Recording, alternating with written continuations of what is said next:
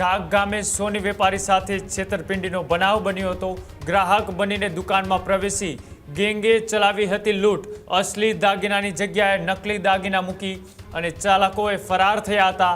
3000ની મહિલાઓ ગ્રાહક બની આવી સોનાની વીંટી અને બુટી જોવા માંગ્યા અને બાદ તક જોઈને અસલી સોનાની વીંટીઓને બદલે નકલી ધાતુની વીંટીઓ મૂકી પકડા ગયેલ આરોપીઓમાંથી રાજકોટ અને અમરેલી જિલ્લાના નિવાસીઓ છે, જેમાં 2 મહિલાઓ, 2 પુરુષ અને 1 બાળ કિશોરી છે। પોલીસે આરોપીઓ પાસેથી કુલ 5 લાખ રૂપિયા જેટલો મુદ્દામાલ કબજે પણ કર્યો છે।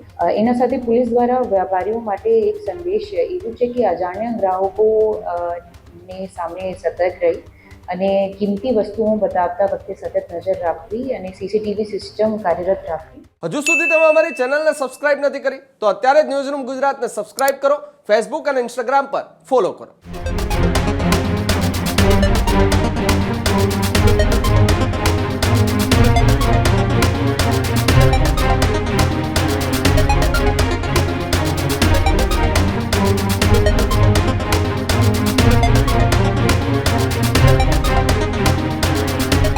દિવસે ને દિવસે ક્રાઇમની વધતી ઘટનાઓ ઉપર પોલીસ કડક કાર્યવાહી છે તે કરી રહ્યું છે અને ક્રાઇમને રોકવા માટેના પ્રયત્નો કરવામાં આવી રહ્યા છે। એ જ રીતના રાજકોટ ગ્રામ્યમાં પોલીસને મળી સૌથી મોટી સફળતા। ઢાક ગામે સોની વેપારી સાથે છેતરપિંડીનો બનાવ બન્યો હતો। ગ્રાહક બનીને દુકાનમાં પ્રવેશી ગેંગે ચલાવી હતી લૂંટ। અસલી દાગીનાની જગ્યાએ નકલી દાગીના મૂકી અને ચાલકોએ ફરાર થયા હતા। 70,000ની સોનાની વીંટી લઈને આરોપીઓ ભાગ્યા।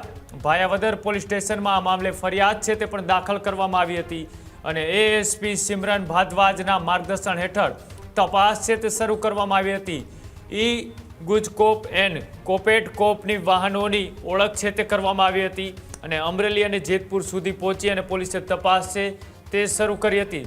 આ તપાસની અંદર 2 પુરુષ અને 2 મહિલા અને 1 સગીરાની પણ ધરપકડ છે તે કરવામાં આવી છે।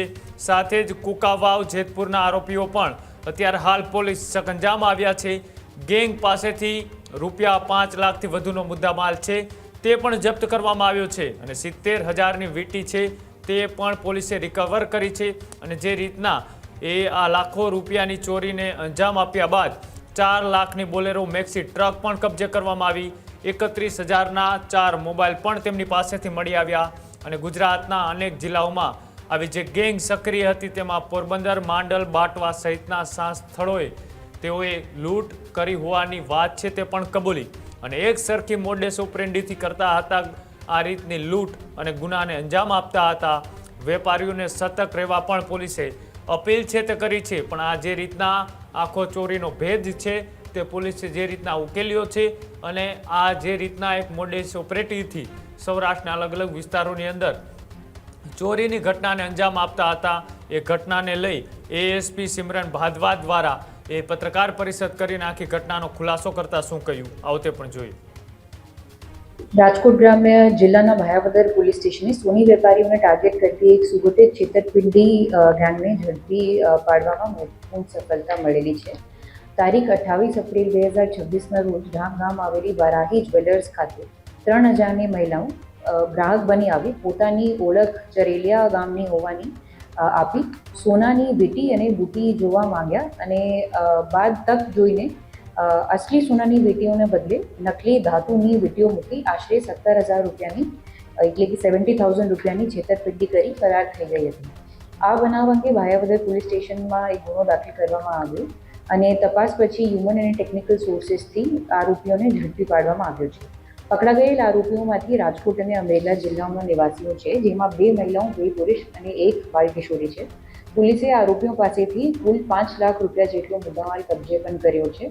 તપાસ દરમિયાન આ સામે આવ્યું છે કે આ ગેંગ સુનિયોજિત રીતે કામ કરતી હતી। આરોપી દુકાનમાં ગ્રાહક બની પ્રવેશ કરતા અને પોતાની ખોટી ઓળખ બતાવતા અને વેપારીઓનું ધ્યાન ભટકાવીને તક જોઈને અસલી સોનાની બદલે ખોટી અને નકલી ધાતુની વીંટીઓ રાખી દેતા હતા। આરોપીઓ પૂછપરછ દરમિયાન 10 બીજી જગ્યા પણ એવું ગુના કરવાનું કબૂલ કર્યો છે, જેમાં પોરબંદર, વિરમગામ, બાટવા, મીઠાપુર, પ્રાચી તથા કેશોદ સહિતના બીજા સ્થળો પણ છે।